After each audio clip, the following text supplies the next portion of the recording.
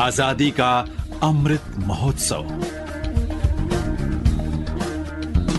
ये आकाशवाणी है। प्रस्तुत है कार्यक्रम अमृत उत्सव विकास के चरण। प्रस्तुतकर्ता नीतीश अरोड़ा। हर मंगलवार को अमृत उत्सव विकास के चरण कार्यक्रम में हम लेकर आएंगे आजादी के बाद से खेल और खिलाड़ियों की पहचान कराता यह कार्यक्रम।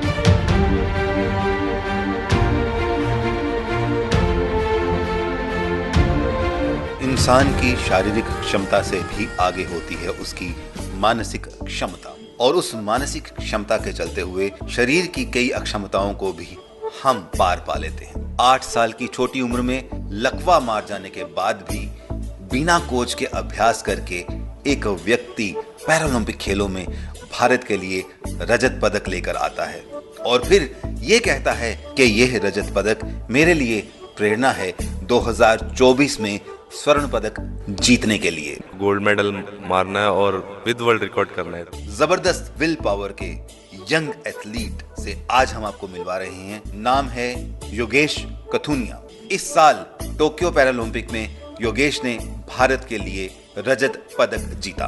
पुरुषों की चक्का फेंक स्पर्धा में F56 वर्ग में अपना सर्वश्रेष्ठ प्रदर्शन करते हुए सिल्वर मेडल पर कब्जा कर लिया। योगेश ने कहा कि मैं केवल 1 मीटर पीछे रहा, लेकिन पेरिस में मैं विश्व रिकॉर्ड तोड़ने का प्रयास करूंगा।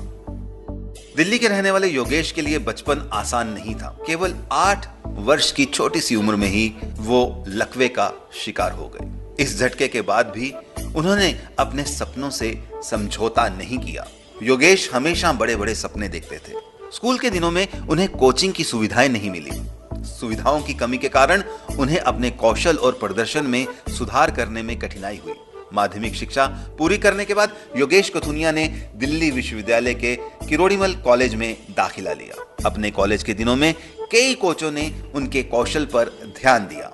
उन्होंने जल्द ही जवाहरलाल नेहरू स्टेडियम में कोच सत्यपाल सिंह के संरक्षण में सीखना शुरू कर दिया। अंतर्राष्ट्रीय पैरालंपिक संघ के अनुसार योगेश ने 2019 में दुबई विश्व पैरा एथलेटिक्स चैंपियनशिप में पुरुषों की डिस्कस थ्रो F56 स्पर्धा के फाइनल में कांस्य पदक जीतकर टोक्यो पैरालंपिक के लिए क्वालिफाई कर लिया और योगेश ने टोक्यो पैरालंपिक में भारत के लिए रजत पदक जीता। इसके अलावा योगेश ने 2018 में बर्लिन में आयोजित पैरा एथलेटिक्स ग्रां प्री में स्वर्ण पदक जीता। उन्होंने पुरुषों के डिस्कस F36 वर्ग स्पर्धा में विश्व रिकॉर्ड तोड़ा। 3 मार्च 1997 में जन्मे योगेश ने अपनी शारीरिक क्षमता को अपने सामने नहीं आने दिया। योगेश की रुचि बचपन से ही खेलों में थी। उनकी स्कूली पढ़ाई चंडीगढ़ के एक आर्मी स्कूल में हुई। जैसे ही टोक्यो पैरालंपिक्स के बाद योगेश भारत वापस आए, हमने उनसे मुलाकात की एक प्रेस कॉन्फ्रेंस के दौरान। स्वभाव से मृदुभाषी योगेश अपनी खूबसूरत स्माइल से किसी का भी दिल जीत सकते हैं, लेकिन इस स्माइल के पीछे उनका दृढ़ निश्चय छुपा है।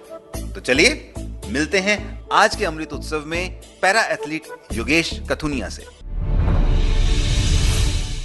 योगेश, स्वागत है आपका। सबसे पहले तो थैंक यू कि आपने मुझे इधर बुलाया और मेरे को बहुत ज़्यादा खुशी हो रही है कि मेरा सिल्वर मेडल आया पहले ही पैरालंपिक्स डेब्यू में। मैंने जर्नी 2017 से स्टार्ट करी थी।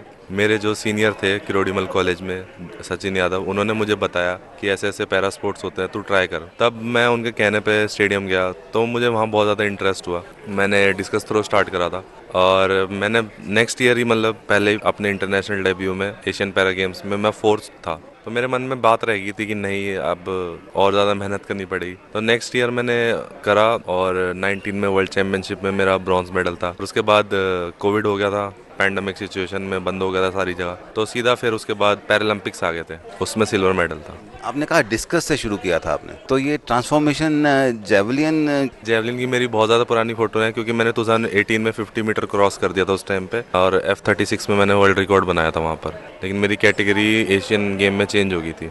जेवलिन से डिस्कस पे कैसे आ गए? क्योंकि मैंने तीनों इवेंट खेले थे तो मुझे ज़्यादा टाइम नहीं लगा चेंज होने में। मैं जेवलिन जब करता था तो मैं डिस्कस भी करता था।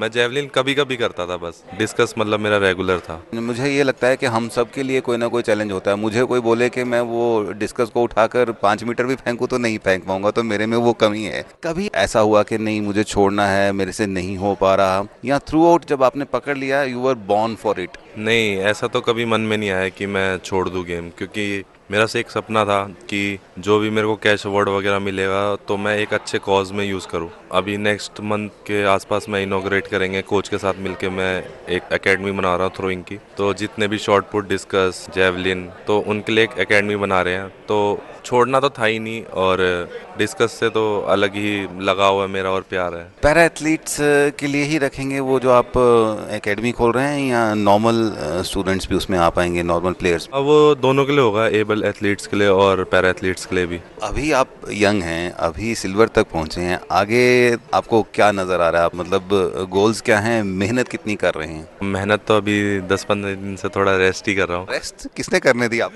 रेस्ट मैंने खुद से वो नहीं करा था, वो सारे मीडिया इवेंट्स हो रहे हैं, इतने फंक्शंस हो रहे हैं, जगह जगह जाना पड़ रहा है, बोलना पड़ रहा है, रेस्ट कहाँ है? मतलब वर्कआउट से रेस्ट है, वैसे रेस्ट नहीं है। लगातार जा रहा हूँ, हर इवेंट में जा रहा हूँ। आगे के टारगेट्स क्या रखे हैं आपने? आगे के टारगेट्स मेरा ये रहेगा कि नेक्स्ट ईयर एशियन गेम है, उसमें मेरे को गोल्ड मेडल मारना है और विद वर्ल्ड रिकॉर्ड करना है इस बार। कितना दूर है वर्ल्ड रिकॉर्ड से? वर्ल्ड रिकॉर्ड तो मैंने अभी भी क्रॉस कर दिया था, लेकिन मेरी 4th थ्रो फाउल हो गई थी। वर्ल्ड रिकॉर्ड है जो 46.68 है, और मैंने जो वहाँ थ्रो मारी थी पैरालंपिक्स में वो 47 मीटर प्लस थी। अभी दूर नहीं हूँ, बस अब मुझे और ज़्यादा करना है, मेरे को 50 मीटर क्रॉस करना है। अभी तक हम मेडल्स और पोडियम फिनिश के लिए जब वेट कर रहे थे अलग अलग इंटरनेशनल कॉम्पिटिशन में, तो ये कहा जाता था कि इंफ्रास्ट्रक्चर की कमी है, भारत में सपोर्ट मैकेनिज्म नहीं है। क्या चेंजेस आपने देखी है इतने से पीरियड में? क्या अब इम्प्रूवमेंट है? किस लेवल पे इम्प्रूवमेंट है, और क्या करने की जरूरत है? मैं 2019 में मेरा वर्ल्ड चैंपियनशिप में मेडल आ गया था। उसके बाद मैं top target Olympic podium scheme के अंदर आ गया था। उसके अंदर बहुत ज़्यादा फाइनेंशियल असिस्टेंस होता है, चाहे न्यूट्रिशन हो, चाहे सप्लीमेंट हो, कैंप्स हो, फॉरेन ट्रेनिंग, काफ़ी चीज़ें उसमें इंक्लूड होती है। और उससे मतलब बहुत ज़्यादा अच्छा इंप्रूव हो गया, एक टाइप का बर्डन हट गया कि अब पैसे की कोई दिक्कत होगी तो ऐसे ऐसे मैनेज करना पड़ेगा। तो एक बर्डन हट गया और बहुत ज़्यादा अच्छे कोचेस भी आ गए, तो जिस हिसाब से बहुत हेल्प मिली। मतलब आपको लग रहा है कि अब इंफ्रास्ट्रक्चर भी अच्छा है हमारे पास, कोचेस भी अच्छे हैं, इसका मतलब कि अब ज़्यादा समय दूर नहीं, हम बहुत सारे मेडल्स की बारिश होने वाली भारत में? हाँ, नेक्स्ट 2024 में जो पेरिस में पैरालंपिक्स होंगे, उसमें मेरे को लगता है कि काफ़ी लोग मेडल लेके आएंगे। 10 में आएगा भारत? कह नहीं सकता, क्योंकि काफ़ी सारी कंट्रीज़ है। अभी तो हम सिर्फ 9 स्पोर्ट्स के अंदर गए थे, अगर और ज़्यादा स्पोर्ट्स इंक्लूड होंगे उसके अंदर, तब हम कह सकते हैं कि हम टॉप 10 के अंदर आएंगे। टोक्यो ओलंपिक्स में जाने से पहले अंकुर धामा जी और अर्जुन अवार्डी हैं, पैरा एथलीट हैं, उनसे बात हुई तो उन्होंने कहा था कि इस बार हम 12 मेडल पक्का लेकर आएंगे सर। यू नो, जब when we got the 12th medal, उनका मुझे फोन आया, सर 12 तो आ गए पर अभी और भी आएंगे। आगे का क्या 24 में हम कितना एक्सपेक्ट कर सकते? डबल डिजिट कर सकते हैं, मतलब गोल्ड का। गोल्ड का डबल हुआ तो फिर तो काफ़ी अच्छा है। अच्छा, बहुत सारे एथलीट्स, यंगस्टर्स जो थोड़े चैलेंज भी हैं, वो इस कार्यक्रम को सुन रहे होंगे, उनको क्या कहना चाहेंगे? कैसे मोटिवेट करना चाहिए अपने आप को? कैसे पहुंचना चाहिए? क्या कहना चाहेंगे यंगस्टर्स को? मेरे जो कोच थे, सीनियर थे, तो मैंने सब लोग एक ही मेरे को पोएम सुनाते थे। तो वो पोएम मुझे पूरी तो याद नहीं, लेकिन उसकी 2 पंक्तियां ही याद है कि लहरों से डरकर नौका पार नहीं होती और कोशिश करने वालों की कभी हार नहीं होती। तो कोशिश करते रहिए, ज़रूर आपको जीत मिलेगी। जो आम लोगों का सपोर्ट मिला है इस बार आपको, इवन प्रधानमंत्री जी स्वयं आपको कॉल भी किया उन्होंने और होस्ट भी किया आपको, क्या बातचीत हुई पीएम साहब से आपकी? क्या उन्होंने कहा आपको? अब वो बहुत ज़्यादा खुश थे मेरी परफॉर्मेंस से, और वो देख भी रहे थे। और जैसे ही मेरा इवेंट ख़त्म हुआ था, उनका कॉल आया था, तो मुझे बहुत ज़्यादा खुशी हुई कि एक पीएम हमें कॉल कर रहे हैं और बात कर रहे हैं, और लाइव इंटरेक्शन भी करा। और मैंने उनको गिफ्ट करा था अपनी डिस्कस, और उन्होंने बोला था इसका ऑक्शन करेंगे और एक अच्छे प्रोजेक्ट में यूज़ करेंगे इसको। तो उसका ऑक्शन भी मैं देखा कि अभी सबसे अच्छा चल रहा है, टॉप पे चल रहा है, 11 करोड़ तक पहुँच गया डिस्कस का ऑक्शन। तो वो नमामि गंगे प्रोजेक्ट के लिए यूज़ होगा। तो मेरे को बहुत ज़्यादा खुशी है कि मैं एक देश के लिए ये भी काम कर रहा हूँ। नेशन ने आपको खुल के थैंक्स कहा, अब आप नेशन को कुछ कहना चाहते हैं सभी लोगों को, तो कह दीजिए। मैं सभी लोगों को थैंक यू बोलूँगा, और यही बोलूँगा कि पैरालंपियंस को जितना हो सके उतना सपोर्ट करे। Thank you so much. Thank you. आजादी का अमृत महोत्सव। अभी आप सुन रहे थे कार्यक्रम अमृत उत्सव विकास के चरण। प्रस्तुतकर्ता नितिश अरोड़ा।